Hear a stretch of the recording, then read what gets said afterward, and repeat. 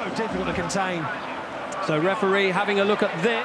After review, careless stripping committed by number 19 of Egypt in the offensive phase. Final decision is called Cancel free kick.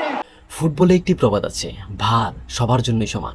কিন্তু 2026 বিশ্বকাপের শেষ 16 Argentina বনাম মিশরের ম্যাচটি কি সেই প্রবাদকে মিথ্যে প্রমাণিত করেছিল?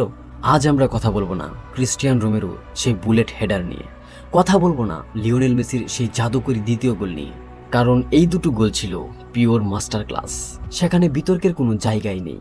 কিন্তু 93 মিনিট ইনজুরি টাইমের শেষ মুহূর্ত, সালা যখন আর্জেন্টিনার ডিবক্সে পড়ে গেলেন, রেফারি কেন বাঁশি বাজালেন?